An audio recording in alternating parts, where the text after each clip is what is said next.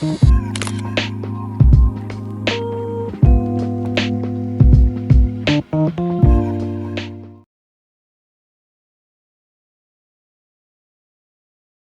tell that you have so many family members around you, and I feel a lot of love among you and the people that I've met in your life. And I think to me, that's a testament of who you are as a matriarch in your family. Won't you tell me about your family and how important is that to you, and where are you in terms of, we're coming up on 80? Are you the family matriarch now, or do you have some seniors in your family? Senior to you, rather. I have an older sister. My sister, I think she's 83, 86, something. She's a few years older than me. And so she's the matriarch of the family. She's the matriarch of the entire family right now. Remember I told you the cousins back in Louisiana? Yes. And that whole tribe. Well, my sister is the oldest of us now, and they give her honors for being the matriarch of the family now. Is she still in Louisiana? She's in Atlanta. Atlanta. And she will be at my birthday party. Oh, well, I can't wait to meet her. Yeah, she'll be at my birthday party, and my younger sister as well. So it's the three of us. Yeah, it's amazing. All the Louisianians are going to Atlanta. Many people went to Atlanta, migrated to Atlanta. Yeah. So you had this amazing life, and you've raised some very accomplished children, but you also suffered a loss in your life. I did. With as much as you would like to say about that, would you share that with us?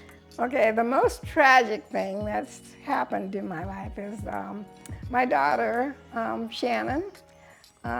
She was the most beautiful, fun, intelligent person that I believe that exists.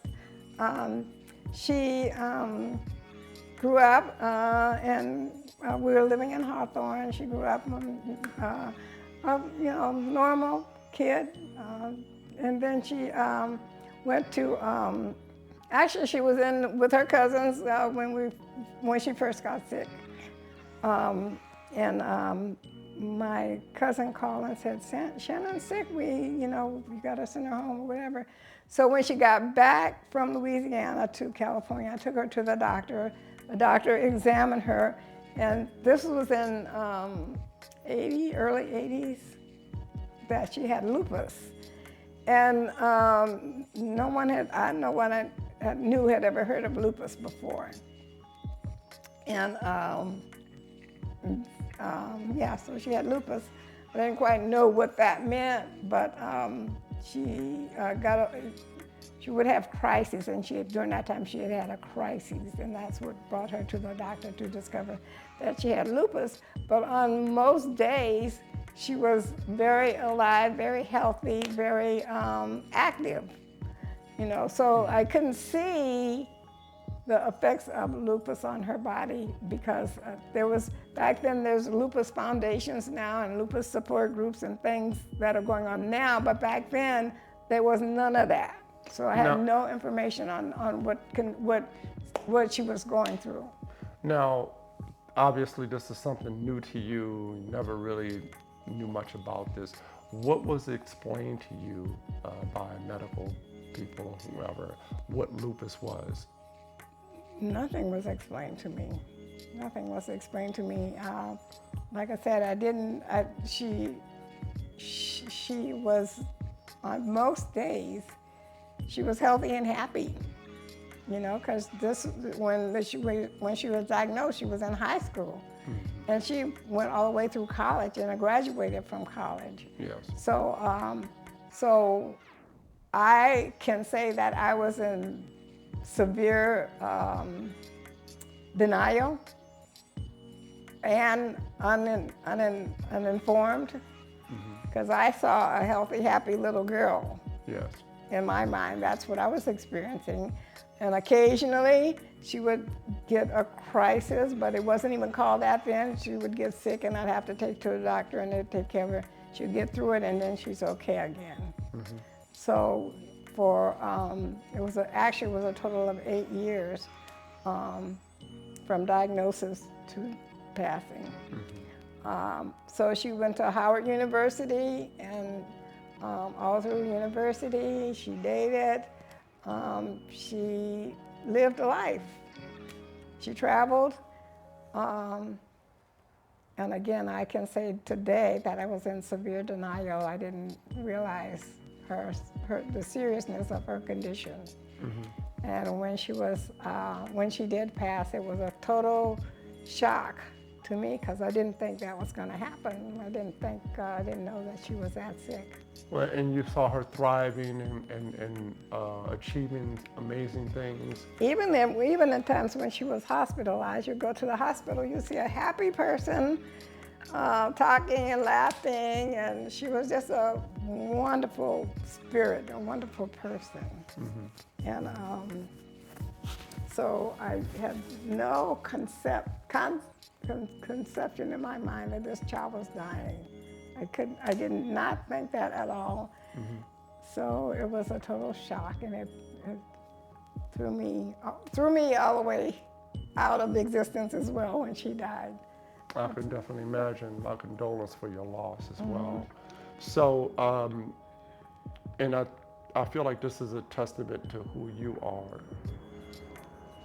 With your daughter, probably knowing as she got older more about the severity of her situation than you probably conceptualized, she went out to still do amazing things. She did. She graduated college and she, achieved that. She went to a HBCU, one of the most famous HBCUs. She graduated from Howard University, and after Howard University, she worked as an office manager for Barbara Boxer.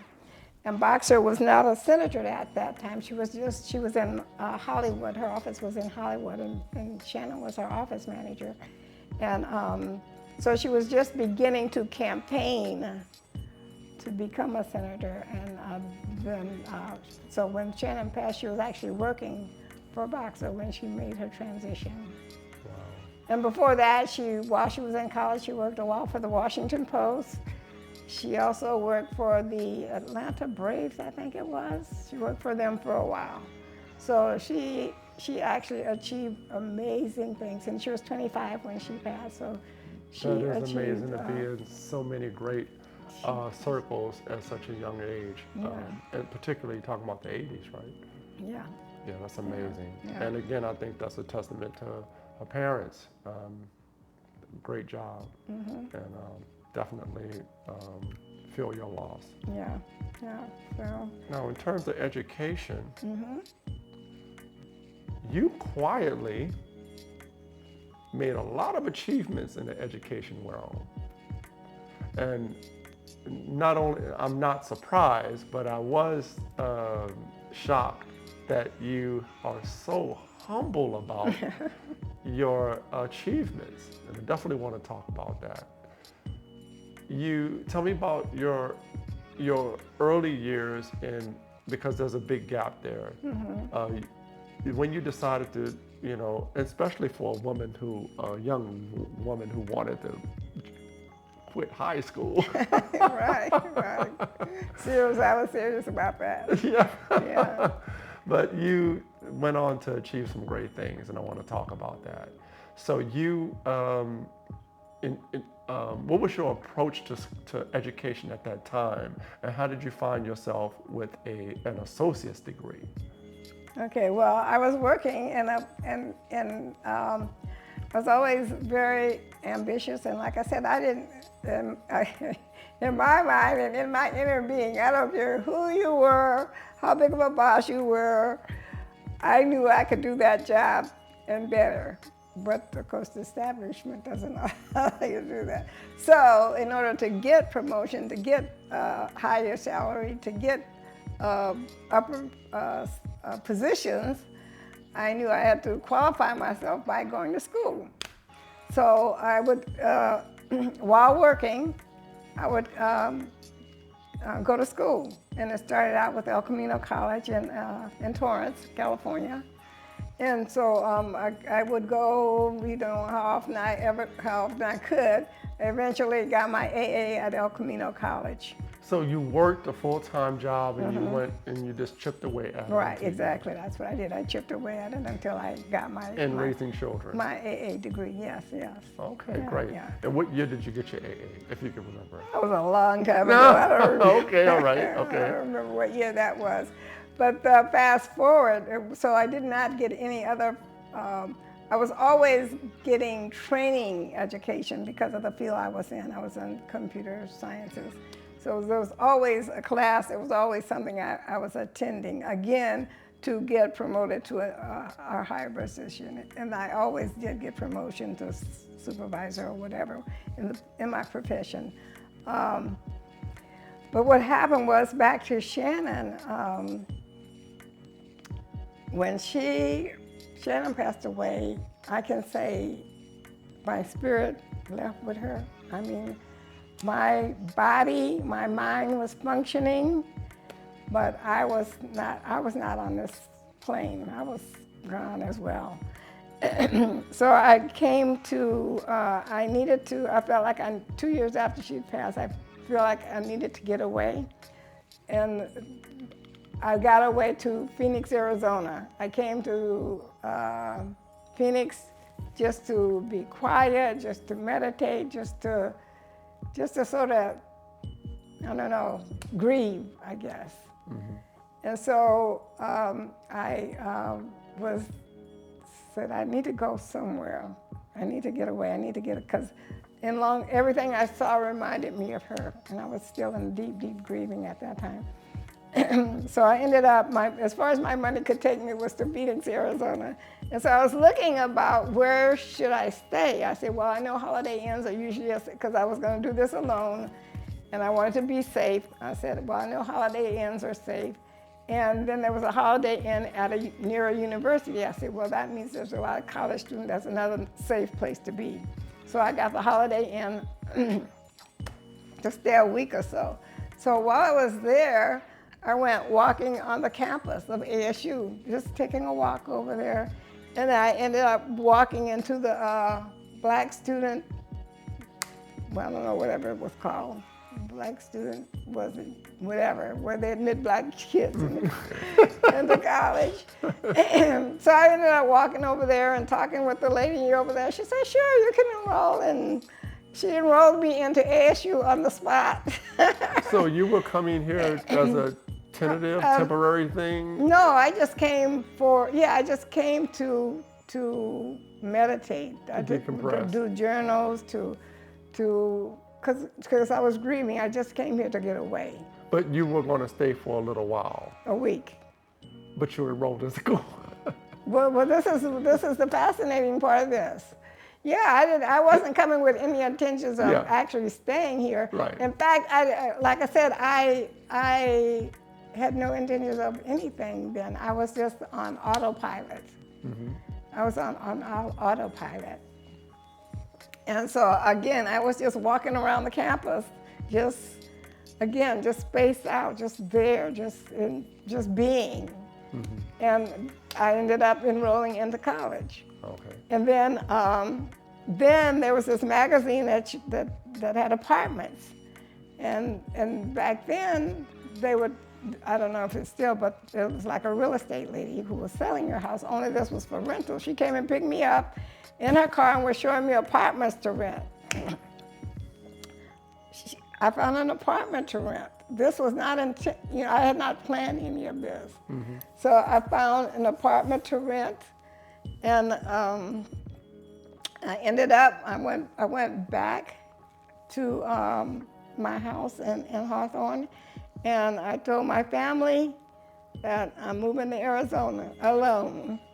So my family was supportive. I was kind of nervous to tell my mom and to tell my husband, because I was still married at the time. So I can imagine your husband would be news to him. Yeah. So I'm going, I thought I would get resistance. But I knew everybody else would be supportive because they knew where my heart and mind and soul was at the time. That was just, so I told everybody, I finally told them, and they were supportive as well. So I moved to Arizona. I started going to school, going to college, ASU. And I eventually graduated from ASU with a Bachelor's of Art in Anthropology. And what made you choose anthropology? It was cultural anthropology. Okay. And I thought it was because it was the study of man, the study of history and how life evolved. And again, I was actually looking for my daughter, basically. You know, I thought that would give me some insight of where people come from and where they go and that kind of thing. So that was one of the reasons I chose anthropology. That's amazing. Okay, so you stumble into college and you come out with a bachelor's degree in anthropology, and you decided not to stop there. I was going to church one Sunday. Again, I was still searching, and this is 16 years later. And so I decided to go to church one Sunday to see a specific speaker who was scheduled to be at church that Sunday. So when I went to church that Sunday, the speaker was not there that Sunday. She was scheduled to be there the next Sunday. Mm-hmm. But the person who was speaking, she gave her inspirational speech. And at the end of her speech, it was like, you know how when in the movies when it fades out and the lights are shining on, this sort of happened to me. It's like she was only talking to me. The speaker appeared to be speaking directly to me. Of course, she was talking to everyone in the church, but it's like everybody else disappeared and it was just she and I there. And she was saying that she is a chaplain, and that she works at the hospital, Memorial Hospital nearby, and as a hospital chaplain. And that at this hospital, there was a training center there that trains people to become a chaplain. And that the teacher and some of the students there were also into metaphysics. And again, it was like everything she said it to me. I said, that is it, that's what I need to do. So on that Monday, I went to Memorial Hospital and inquired about it and signed up and began training to become a chaplain. So I'm seeing a connection here between the loss of your daughter, going into anthropology to get some answers or learn some things in connection to that loss. I wanted to go into chaplaincy because I have an inner knowingness that to become a chaplain, I didn't know really much about it, but I knew you had to do self-inter work. Before you can help anyone else, you have to first help yourself. You have to first clean out what it is that doesn't belong. And I knew chaplaincy, you had to do this. And that's what the work was about. It's called CPE training. And it's like 2 years of training of looking into yourself, looking into your thoughts, looking at how you react, how you listen. And it's a wonderful experience. I would recommend chaplaincy training to anybody for just to be able to live life. Mm-hmm. And because of chaplaincy training, that's when I came out of my grief. Okay. So and it was at this point I entered a program, again, to advance myself within chaplaincy. University of Sedona, I studied to get my master's degree in metaphysics, and then later on my doctorate degree from University of Sedona in philosophy of metaphysics, pastoral counseling. That's amazing. That is truly amazing. And I definitely should be calling you Dr. Gwen. That's me. That's me, Dr. Gwen, yes. And you're so humble about it because I've spoken to you many times. It's been about maybe 4 months now since we were first introduced, and you never come off like that as far as the title is concerned and what have you. Again, a testament to your humbleness and who you are as a person. Your family must be totally delighted with you. I hope so. Sometimes they are, sometimes not. I'll brag on my son. My son is also awesome. I have the best son in the world. He is currently, and I admire him for this, he is taking care of his dad. He's had his dad living in his home for the past 8 years or so, who is now disabled because he had a stroke. And so my son is working full time and the caregiver for his dad, which is not an easy thing to do. Absolutely. And even though he's doing that and taking care of his family, he makes sure to come by here and check on me, ask me if I need anything, do anything that I need done. He makes sure to let me know that he's also here and available for me as well. So yeah, I raised a fabulous son. That's amazing. So, that's amazing. So and then I saw when he walked in, he was like, "What's up? Who's this guy? You know, what's going on around here?" Exactly. He will definitely make sure I'm on course. At this point, yeah. So and I'm glad that I'm not causing him any stress. I try to cause him as less stress as possible because he has enough to deal with his dad. So then I got my grandson, which is his son from a child. He would I wouldn't say I raised him exactly, but I had a lot to do with his growing up. As you can see, he still sticks around. He goes away for a while and he comes back. You know, he said himself, well, you know, he's had his mom and his dad, but he would say, this is home. Wherever you are, this is home. I said, okay, that's good enough. And then, so his son, I've had his son for most of his life, which is Adam. Adam is now 13 years old, and so yeah, Adam and I have grown up together, and he's still here with me as well. Wow, and you're surrounded by so much family and so many men, which is amazing. And it seems like they really take care of you and look out for you. Yeah. That's amazing. So 80 years, you're coming up on your 80th birthday. And with all these things that you've experienced and all these life lessons, what would you like people to know about you? First of all, I'd like to mention all the support that we talk about my family, but I have a lot of other extended family, sister, friends, that kind of thing, who've been with me throughout my life. I have a lot of, with my cousins, a lot of love and support through my cousins. Again, my sisters are always there for me for whatever I need. I'm a member of National Council of Negro Women.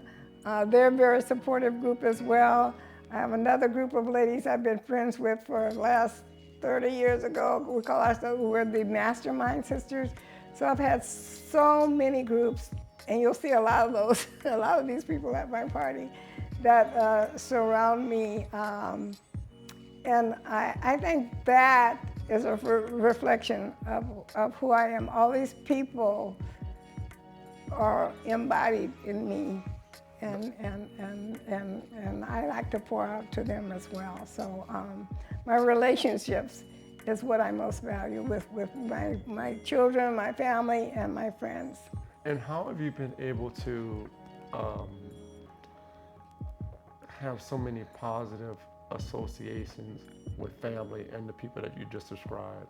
What is it about you that makes a 30-year relationship last so long?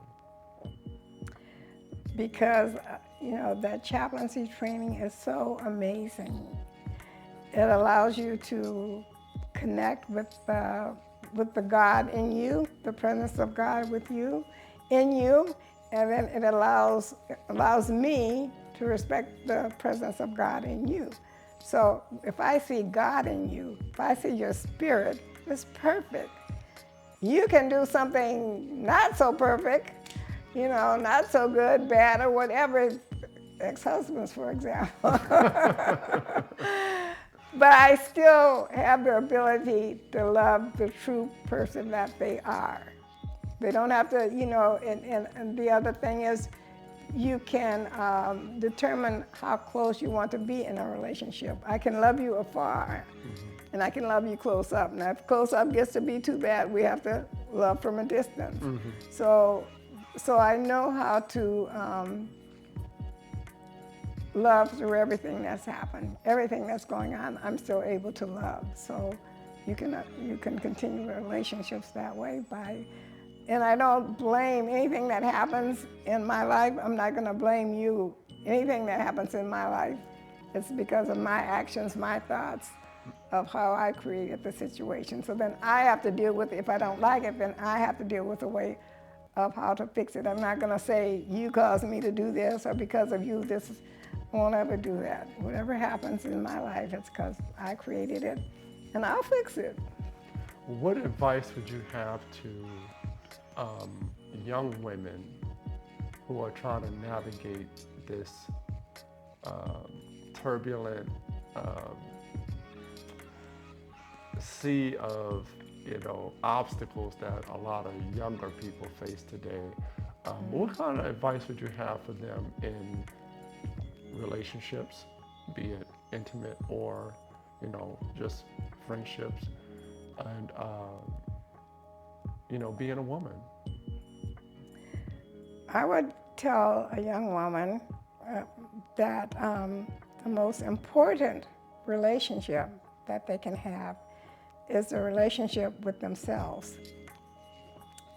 See them as see yourself as the awesome person that you are. Begin to know you, begin to know your flaws, begin to know your perfections, fix whatever's not working for you. Get to know yourself and love yourself, and love the God, the spirit, the soul of who you are. And when you establish that self foundation, when you establish yourself, your love for yourself, then you will be able to navigate through relationships, through difficult positions, professional positions, through challenges with children. That when I say self, I'm really saying God, the presence of God within you.